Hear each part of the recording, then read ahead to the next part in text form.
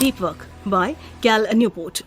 आज हम इंटरनेट और सोशल मीडिया से घिरे हुए हैं। हम हर 15 मिनट में अपने फेसबुक में लॉग इन कर उनके नोटिफिकेशन चेक करते हैं। हम हर 10 मिनट में अपना फोन देखते हैं। ये सारी काम हमारा ध्यान समय समय पर भटकाते रहते हैं, जिससे हम उस काम को अपना पूरा ध्यान नहीं दे पाते जो हमारे लिए जरूरी है। ये किताब हमें बताती है कि किस तरह से हम इस समस्या से निकल सकते हैं। ये किताब हमें डीप वर्क में जाने के तरीके बताती है।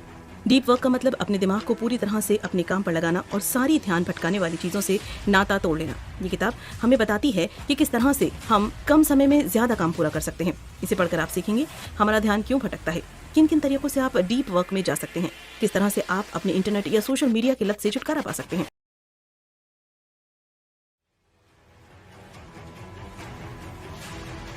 बहुत से लोग अपना काम करते रहेंगे और साथ में फेसबुक भी इस्तेमाल करते रहेंगे। उन्हें लगता है कि इस तरह से वे दो काम एक साथ कर रहे हैं और अपना बहुत समय बचा रहे हैं। लेकिन यूनिवर्सिटी ऑफ मिनेसोटा की प्रोफेसर सोफी लेराय की स्टडी में कुछ और ही सामने आया है। सोफी ने 2 ग्रुप बनाए हैं। पहले ग्रुप से उन्होंने कहा कि वो कुछ पहेलियां सुलझाएं और बीच बीच में जाकर कुछ रिज्यूम देखें और उनके हिसाब से लोगों को नौकरी देने या ना देने का फैसला करें। दूसरे शब्दों में उन्होंने पहले ग्रुप को 2 काम एक साथ करने के लिए दिए, जबकि दूसरे ग्रुप से कहा कि वे सिर्फ पहेलियां सुलझाएं। इसमें सोफी ने देखा कि पहले ग्रुप के लोग जब एक काम को छोड़कर दूसरे काम पर जा रहे थे तो उनका दिमाग फिर भी पहले काम पर लगा रहता था, जिससे वे दूसरे काम पर ध्यान नहीं दे पा रहे थे। आसान शब्दों में, एक साथ बहुत से काम करने से काम की क्वालिटी कम हो जाती है। आपका दिमाग एक साथ 2 काम पर फोकस नहीं कर पाता और अगर आप ये जबरदस्ती करने की कोशिश करेंगे तो आपका दिमाग उलझ जाएगा। इसके बाद बहुत से लोग काम करते वक्त अपने कंप्यूटर में सोशल मीडिया के टैब खुले रखते हैं। जब भी कोई नोटिफिकेशन आता है तो वे जाकर उसे देखते हैं। ये भी आपके काम की क्वालिटी पर असर डालता है। 2012 की स्टडी में मैकिन्से कंसल्टिंग फर्म ने देखा कि एक औसत कर्मचारी अपने काम का 60% हिस्सा ऑनलाइन बात करने में बिता देता है। वो सिर्फ 30% हिस्से में ईमेल का जवाब देता है। यानी कि लोग काम बहुत कम कर रहे हैं, लेकिन फिर भी उन्हें लगता है कि वे बहुत काम कर रहे हैं। ये छोटे छोटे काम एक साथ जुड़ जाते हैं और अंत में जाकर बहुत ज्यादा लगने लगते हैं, लेकिन इन्हें करने से कुछ भी हासिल नहीं होता। इसीलिए हमेशा एक बार में सिर्फ एक काम करने की कोशिश कीजिए।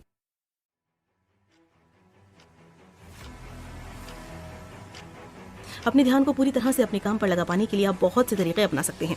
सबसे पहले तरीके का नाम है साधु का तरीका, जिसमें आप खुद को हर ध्यान भटकाने वाली चीज से एक साधु की तरह अलग कर लेते हैं और सिर्फ अपने काम पर ध्यान देते हैं। दूसरा तरीका बाय मॉडल तरीका, जिसमें आप अपने जरूरी काम के लिए खुद को एक समय देते हैं और उस बीच सिर्फ उसी काम को करते हैं, बाकी का समय आप दूसरे कामों को दे देते हैं।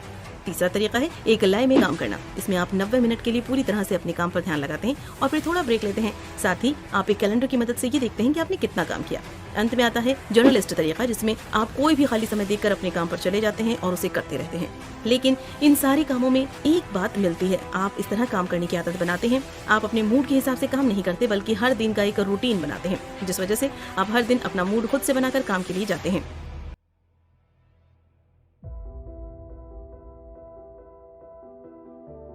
आज के वक्त में हमारा ध्यान भटकाने के लिए बहुत सी चीजें हैं। साथ ही हमारा दिमाग किसी एक चीज पर ध्यान लगाने के लिए नहीं बना है। हमारा दिमाग इस तरह से डिजाइन किया गया है कि उसका ध्यान हर वक्त भटकता रहे। इसकी वजह यह है कि जंगलों में जब हम आदिवासियों की तरह रहते थे तो एक चीज पर ध्यान लगाए रखना हमारे लिए नुकसानदायक हो सकता था, क्योंकि इससे हम किसी जानवर के शिकार हो सकते थे। साथ ही हर वक्त ध्यान भटकाने से हम नए मौके खोज पाते हैं, लेकिन हमारी ये खूबी जंगलों में रहने के लिए जरूरी थी, शहरों में रहने के लिए नहीं। अपने दिमाग को काम पर लगाने के लिए आपको सबसे पहले फोकस करना सीखना होगा। नहाते वक्त, कपड़े पहनते वक्त या टहलते वक्त ये सोचिए कि आप किस तरह से अपना दिन बिता रहे हैं या वो कौन सी चीज है जो आपका समय खा रही है। इसके अलावा जब आपको समस्या मिल जाए तो आप उसके अलग अलग समाधान खोजिए। जब आपको ये पता लग जाए कि आपको क्या काम करना है तो खुद से ये पूछिए कि किस तरह से आप उस काम को करके अपनी मंजिल तक पहुंच सकते हैं। इसके साथ ही सोशल मीडिया को लेकर अपनी आदतों पर भी ध्यान दीजिए। ये देखिए कि आप सोशल मीडिया का इस्तेमाल क्यों कर रहे हैं।